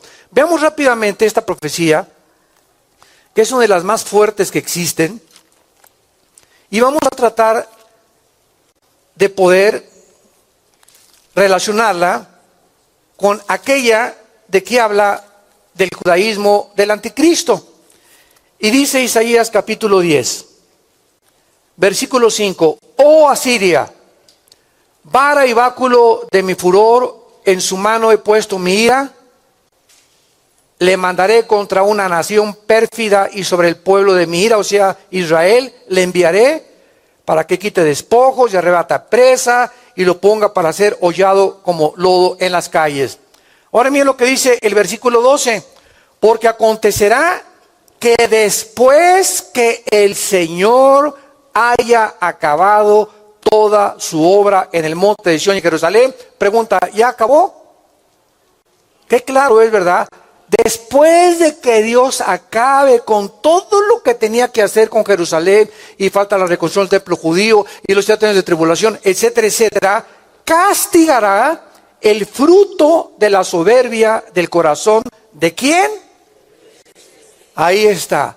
Ahí aparece un hombre o un conquistador con el cual Dios está enojado, que obtendrá un protagonismo en los últimos tiempos, y que es precisamente cuando Dios termine su obra en Sión y en Jerusalén, que entonces castigará a este hombre que se le llama el rey de Asiria, y que aparece con este título durante muchas partes del Antiguo Testamento. Ahora, una vez que tenemos entonces por un lado versículos que nos hablan que puede ser asirio el anticristo, y por otro lado que puede ser judío, necesitamos la reconciliación. Esto es lo maravilloso de estudiar la Biblia. Por eso es lo peligroso de las sectas. Las sectas toman 1 o 2 versículos y arman una doctrina sin tener en cuenta las demás partes de la Biblia. Y la Biblia dice, la suma de tu palabra es la verdad. Tenemos que ensamblar lo que dice Ezequiel, lo que dice Daniel, lo que dice Apocalipsis, etcétera, etcétera, para poder armar una buena imagen y no desviarnos y hacernos creer que ya esto es lo que significa cuando nos faltan piezas del rompecabezas. Por ejemplo, los testigos de Jehová es una secta que te dice el infierno no existe, o Cristo no es Dios, y a ver, demuéstrame que tú eres Dios, ¿no? Los mormones, por otro lado, pues es que todos somos dioses y Cristo fue solamente un ángel, etcétera, etcétera, y tienen versículos para respaldarlos. En otras palabras, tienen piezas de rompecabezas, pero que no encajan con las demás. Y de una sola pieza hicieron, la inflaron. ¿Y qué es una herejía? Es una verdad llevada al extremo. Hay algo de verdad que el anticristo va a ser judío. Hay algo de verdad que va a ser asirio. Entonces, ¿cómo podemos reconciliar estas cosas? Y ahí es cuando necesitamos estudiar la teología. Dichosos todos ustedes que vienen al LITI y que han pagado el precio de estudiar en el LITI, Instituto Teológico que tenemos aquí, los sábados, para poder realmente tener una teología mucho más amplia, el conocimiento de Dios. Muy bien, ¿cómo se reconcilia esto? Escuchen, 700 años antes de Cristo, vamos a tener que recurrir a la historia, 700 años antes de Cristo, los asirios bajaron y se llevaron a 10 tribus cautivas al norte, a Siria. O sea, eso fue hace, ¿cuánto? 2700 años. 700 años antes de Cristo. A nuestros días, 2700 años. Hace 2700 años se llevaron 10 tribus de Israel cautivas a Siria. Desde hace 2700 años, los judíos de las 10 tribus que se fueron cautivas desaparecieron en el mundo, porque se mezclaron con todas las naciones.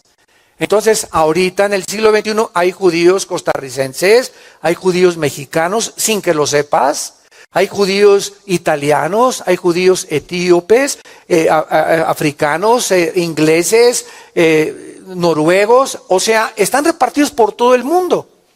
Aquí, por ejemplo, en México el apellido Pérez es judío. Cuando terminan González, Enríquez, EZ, es de origen judío. Ya te crees muy judío, ¿no? Bueno, ahorita qué importa si somos ciudadanos ya del cielo. Y ahorita no hay judío ni griego delante de Dios, ¿verdad? Pero esto es muy importante saberlo. Ahora, muy bien, considerando esto, de que se perdieron por todos lados, entonces el anticristo puede ser judío y asirio al mismo tiempo. Entonces ya podemos entender claramente de que puede ser un hombre que salga del Islam o un hombre que salga del Medio Oriente y que al mismo tiempo sea judío. Decían, por ejemplo, y los historiadores no se han puesto de acuerdo, en que Hitler tenía raíces judías. Y fue el pueblo al que más odió y al que más persiguió, y no lo dudemos de eso. Carlos Marx era judío, Sigmund Freud era judío. Entonces Alberto Einstein era judío. Entonces hay mucha gente que no sabe que son judíos y hay otros que sí saben cuando vienen de las dos tribus que quedaron en el sur. Muy bien. Entonces, cuando la Biblia nos habla de que del Dios de sus padres, no sabemos, ¿verdad?, realmente si será Abraham, Isaac y Jacob o si será Alá, pero de algo sabemos, ¿verdad? La religión a la que el anticristo heredó de sus padres no la va a seguir. ¿Por qué? Porque en el Nuevo Testamento, según de Tesalonicenses 2, nos explica que el anticristo se hará Dios. O sea, él no va a seguir ya ninguna religión, él va a hacer su propia religión. Apocalipsis capítulo 13. Del amor de las mujeres no hará caso. Esta palabra chempá, apúntala, que se usó para amor, chemda, C-H-E de Enrique, M de mamá, D de David, A de Armando, H, chemda, que es la palabra que se tradujo amor, significa deseo de placer. Aquí nos enfrentamos con tres interrogantes, que va a estar difícil, ¿verdad? Y son de carácter especulativo. ¿Qué significa que el anticristo no deseará a las mujeres? Veamos las tres opciones que hay. Una, que pueda ser homosexual. Dos, que pueda ser un eunuco. Y tres, que pueda él realmente ser una persona híbrida. Un híbrido.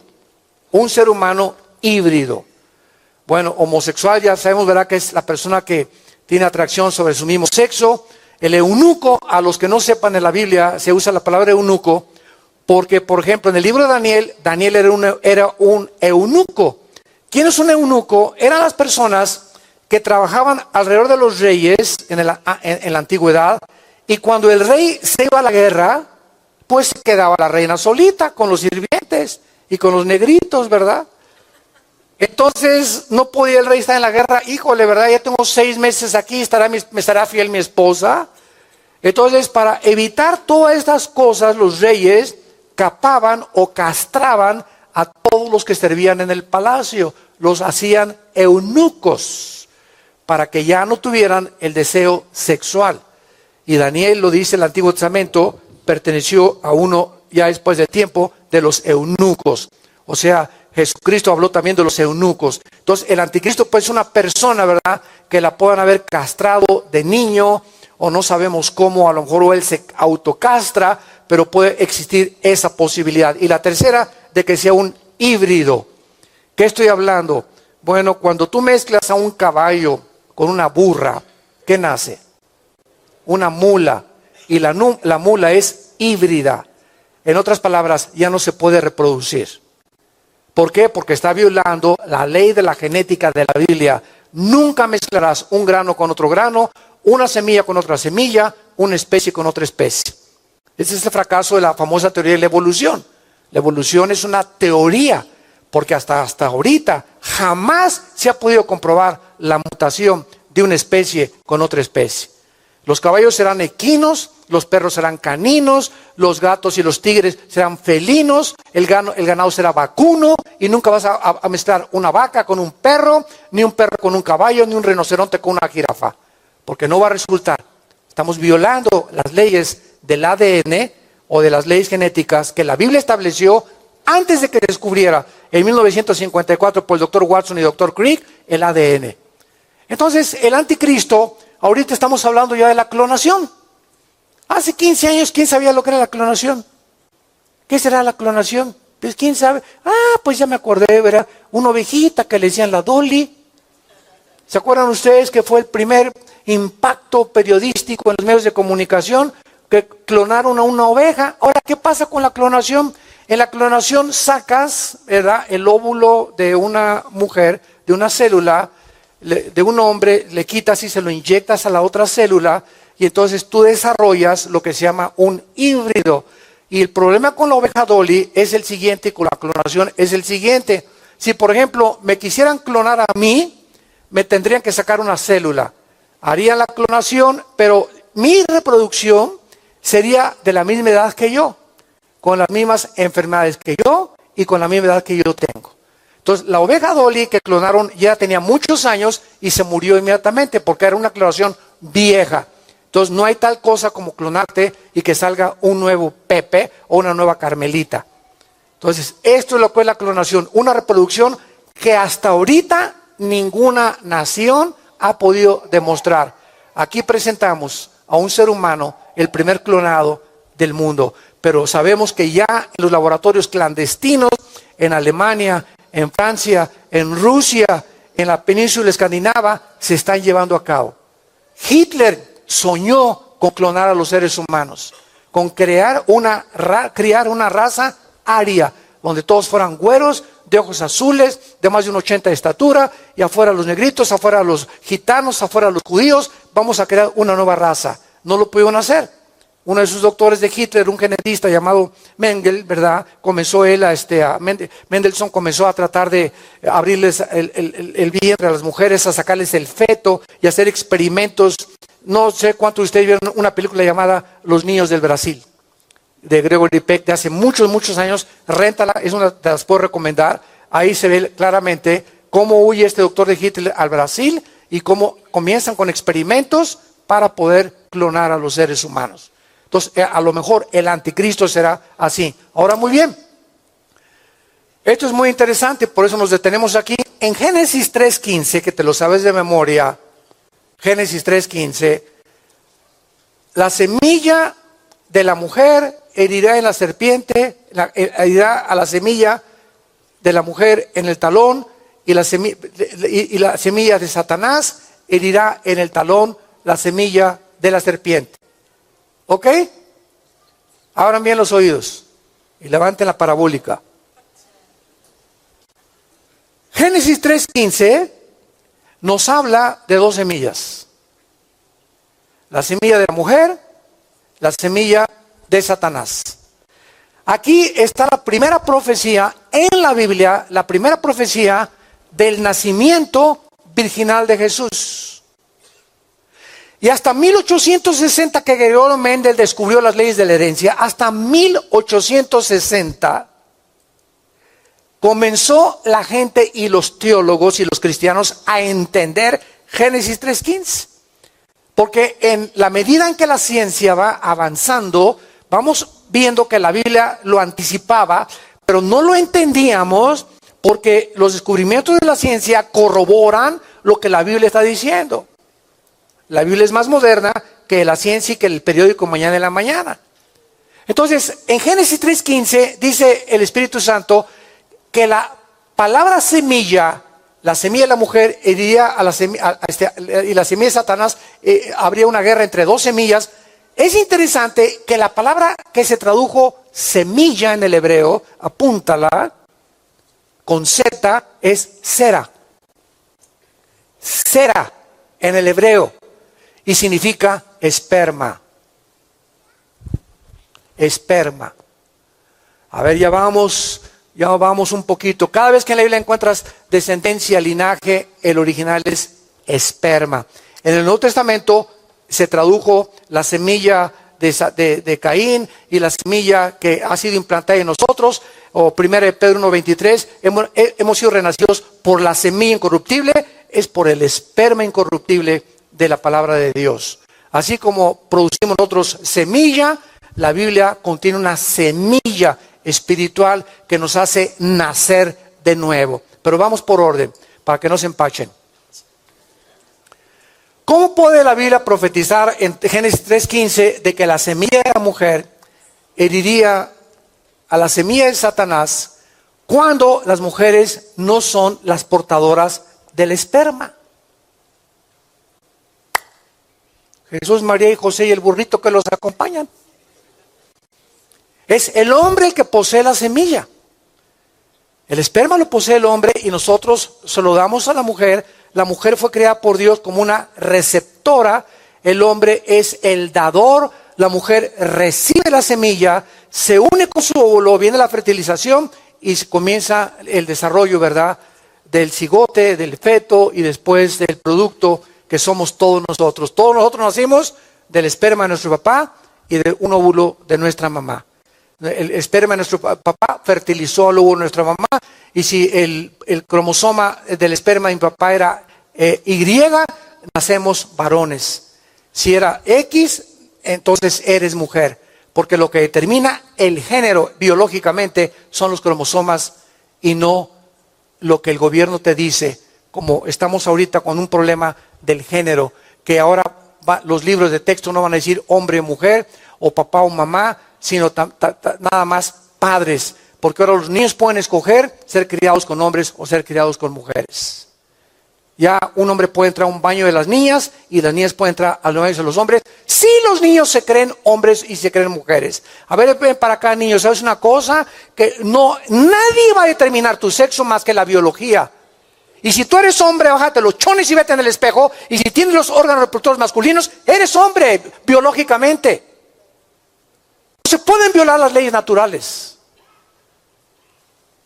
No podemos manejar nosotros un panorama tan corrompido a donde a la sociedad ha llegado, de trastornar hasta el género de los seres humanos que Dios creó. Y es el punto al que hemos llegado en la sociedad, como el síntoma de descomposición social más grande que existe en toda la historia humana. Todavía Sodoma y Gomorra, ¿verdad? Pero ahora ya estamos peor que Sodoma y Gomorra, porque Sodoma y Gomorra no tenían Biblia.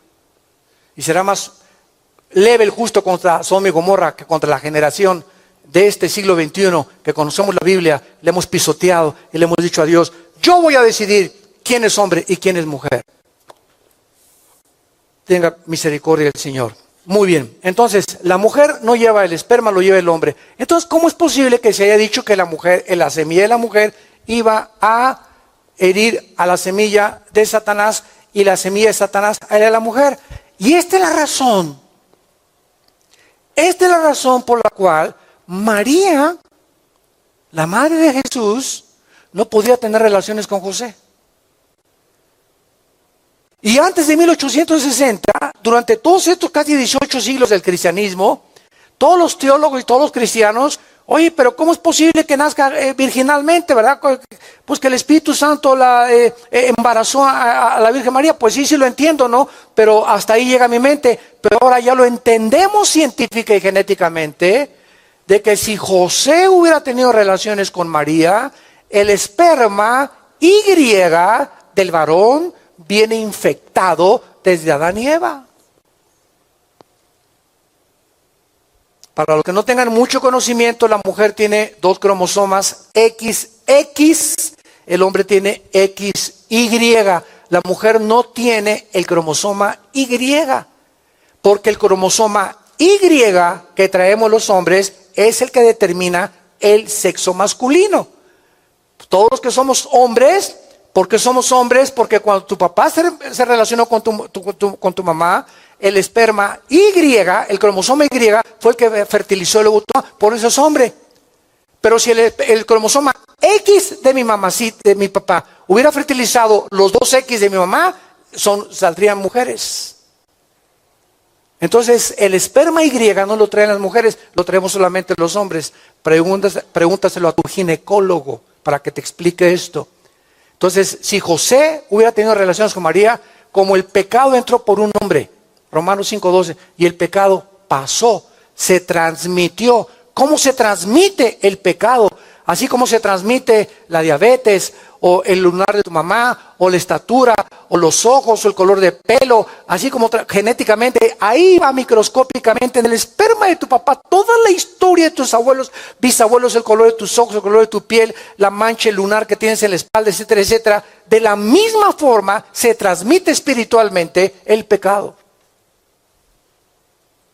Porque si somos espíritu, tenemos un alma y vivimos en un cuerpo, entonces tiene que haber una herencia que forme los 3 elementos que conforman al ser humano. Somos espíritu, tenemos un alma, vivimos dentro de un cuerpo. Y la herencia es física, mental y también espiritual. Y la Biblia es el único libro de los billones de volúmenes de literatura que existen que nos dice claramente la herencia espiritual del ser humano. Porque el ser humano tiene más maldad que bondad. Al contrario de los psicólogos, creen que somos más buenos que malos. Eso es mentira. Ve a los niños. A un niño nunca le enseñas a portarse mal. ¿O sí? Aunque le digas querubín a tu hijito. Le enseñamos a portarse bien. no rompas esto, y no le grites a tu mamá, y no hagas con el espagueti. Y comenzamos con las nalgaditas, ¿por qué? Porque ya desde nacimiento la tendencia es a ir en contra de la autoridad, en contra de lo que se nos dice, en contra es mi carácter, es mi voluntad, y es lo que hay que romper en los niños, no es tu voluntad. Tienes que someterte a las autoridades, a tus maestros cuando vayas a la escuela, a tus papás en tu casa, a las autoridades del gobierno, a la policía, al gobierno, porque no somos autónomos. Somos seres creados socialmente para depender unos de otros. Decía J. Hoover, el que fue fundador y presidente del FBI, de la Oficina Federal de Investigaciones en Estados Unidos, con 4 o 5 presidentes en Estados Unidos. J. Hoover dijo lo siguiente: mi experiencia con los delincuentes juveniles es que cada vez que visito las cárceles, todos estos muchachos que están en las cárceles como delincuentes juveniles creen que el mundo está en deuda con ellos. Ese común denominador, dijo Hoover, es lo que he encontrado en la juventud. Los delincuentes creen siempre que el mundo está en deuda con ellos.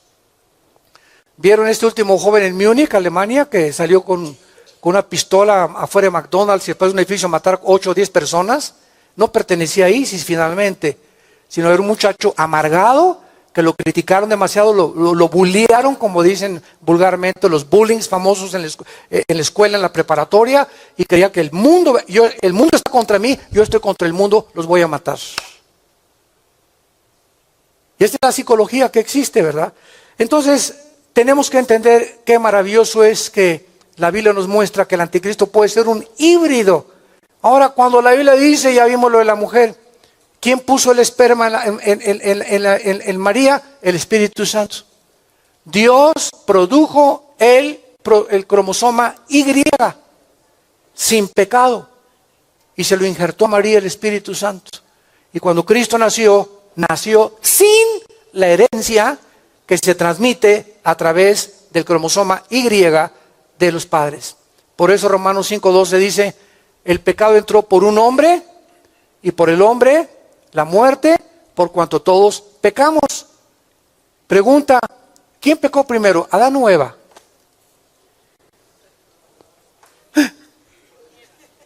¿Quién pecó primero, Adán o Eva? No es el mustio.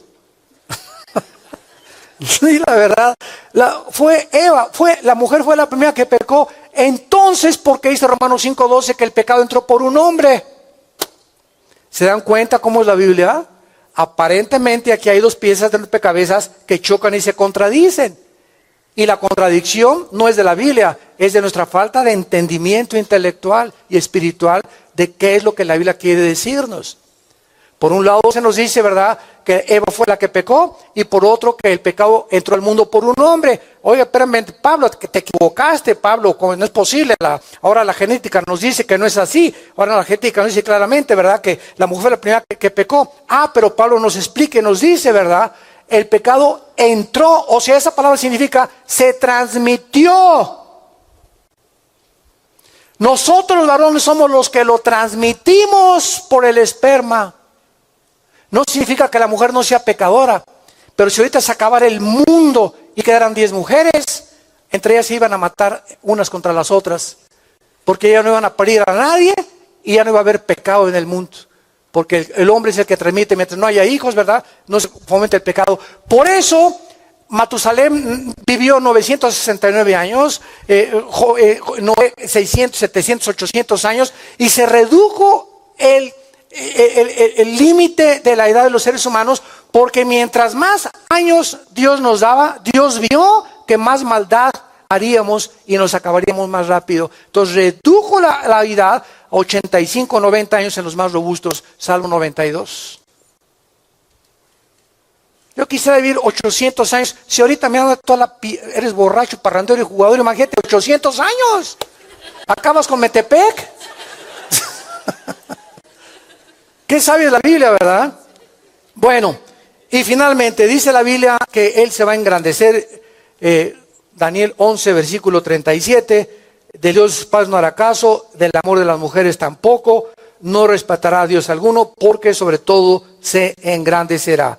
En otras palabras, el anticristo hará su voluntad, se ensoberbecerá, la maldad va a aumentar en los últimos días, y esta es la razón de los juicios de Dios sobre este mundo, el aumento de la maldad.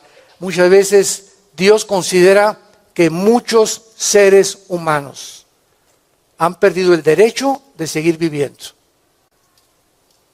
Esta es una de las razones que las leyes humanas no han podido comprender, ni los psicólogos ni los psiquiatras, de por qué en la Biblia está la pena capital. ¿Por qué en la Biblia se considera la pena de muerte? Pero nosotros, de perspectiva, es falta de misericordia. Dios lo ve con otros ojos porque los pensamientos no son los pensamientos. Pero desde nuestra perspectiva, ay, pobrecito, es falta de misericordia. Escúchame muy bien. Nunca se ha considerado que es más cruel, o que ya le quiten la vida 80 años en un cuarto oscuro o frío, que te den croquetas como los perros para comer, sin tu familia, ni mucho menos, y pregúntales al 95% de las personas que tienen la condena de la cadena perpetua, que todos piden que los maten primero. Entonces es mucho más cruel dejar que las personas vivan cuando están condenadas a cadena perpetua, que quitarles por la pena capital, fusilamiento, lo que sea, la vida. Es un acto misericordioso, porque dice Dios, échenselos aquí abajo, yo arriba lo espero para juzgarlo. Pero no somos animales para que estemos toda la vida encerrados en un cuarto, en una prisión, porque ningún sistema de rehabilitación o penitenciario rehabilita a nadie. Eso es la mentira más grande que existe en la sociedad. Nadie sale jamás rehabilitado de una prisión, todo lo contrario, salen peor todavía. Qué sabia es la Biblia. Vendrá una maldad impresionante en el mundo, Dios tendrá que castigar al mundo, y finalmente en Isaías 24 vemos la razón de estos juicios que Dios va a descargar. Y más adelante ya veremos con más detalle estas naciones que el anticristo va a atacar y cuáles va a perdonar. Dice en Isaías 24, versículo 4, se destruyó, cayó la tierra, enfermó, cayó el mundo, enfermaron los altos pueblos de la tierra, y la tierra se contaminó bajo sus moradores. Me voy a detener aquí rápidamente. La Biblia dice que el pecado humano contamina la naturaleza. No nos extrañe porque en los últimos 10, 15 años, tsunamis, terremotos, tornados, marejadas, cosas impresionantes de la naturaleza, como si la naturaleza se volviera nuestra enemiga ya. Inundaciones tremendas, bosques incendiados por cientos de miles de millas y de kilómetros, tsunamis que están viniendo contra las ciudades, etcétera, etcétera. Todo lo que está pasando ahorita en el mundo, ya no hay ahorita oxígeno casi, ya tocaste, la comida está contaminada, ya te dicen no comas esto, pues, ¿cómo? Pues ya todo está contaminado. Es increíble el aire que respiramos, los mares están completamente sucios ya, tantos derramamientos de petróleo, y todo ¿por qué? Por el pecado humano, nuestra maldad. La tierra se contaminó bajo sus moradores, porque traspasaron las leyes, falsearon el derecho y quebrantaron el pacto sempiterno. Por esta causa la maldición consumió la tierra y sus moradores fueron asolados. Por esta causa fueron consumidos y los habitantes de la tierra, y disminuyeron los hombres. ¿Por qué vamos a acabar como acabamos? Porque simplemente Dios nos dejó en este libro su ley. Sus leyes civiles, morales, espirituales, para que fuéramos guiados por este libro. Nunca se apartará de tu boca este libro de la ley. Guarda las cosas escritas acá y todas las cosas en tu vida te saldrán bien. Voy a bendecir tu casa, tu matrimonio, tu trabajo, pero tú no eres Dios. Te tienes que someter a mis leyes. Tienes que entender que yo soy el Dios que te crié a mi imagen y semejanza, y que en una cruz di mi vida por ti. Y si tú aceptas ese regalo de mi hijo en la cruz, yo te perdono tus pecados. Pero tú no eres Dios, no eres diosa. Entonces, esta es la razón por la cual mucha gente vive como vive. Porque le he dicho a Dios, no queremos tus leyes. Yo voy a hacer mis 10 mandamientos. Yo voy a establecer cómo voy a hacer. Yo voy a decidir si soy hombre o soy mujer. Dios, tú no me tienes que decir nada. Yo lo voy a decidir. Y por eso estamos como estamos. Y estamos buscando la economía y la educación. Y que un candidato saque. Nadie va a sacar, ni nadie va a cambiar ninguna nación más que Dios. Maldito el hombre que confía en el hombre, dice Jeremías 17. Y pone en el hombre su esperanza. Nuestra esperanza fue en Dios, que hizo los cielos y la tierra. Él guardará nuestro pie, no se dormirá el que nos guarda. Vigilará nuestra entrada y nuestra salida. El sol no nos calentará de día ni la luna de noche. Esta es la bendición de aquellos que han puesto su confianza en el Dios de la Biblia. Oremos. Padre, te damos gracias por mostrarnos este panorama geopolítico en el cual el mundo se encuentra, la razón de las condiciones en las que el mundo se encuentra, y gracias por recordarnos que somos tuyos, que te pertenecemos, que nada ni nadie, ni el futuro, ni lo invisible, ni los demonios, ni la pobreza, ni la desnudez nos podrán separar de tu amor. Nunca jamás, en Cristo Jesús. Gracias, Jesús, por haber dado tu vida en una cruz en nuestro lugar, haber bajado del cielo hace 2000 años para atraernos hacia ti, para que abracemos tu cruz y entendamos que es en ti donde está nuestra paz, el propósito y el sentido de nuestra vida.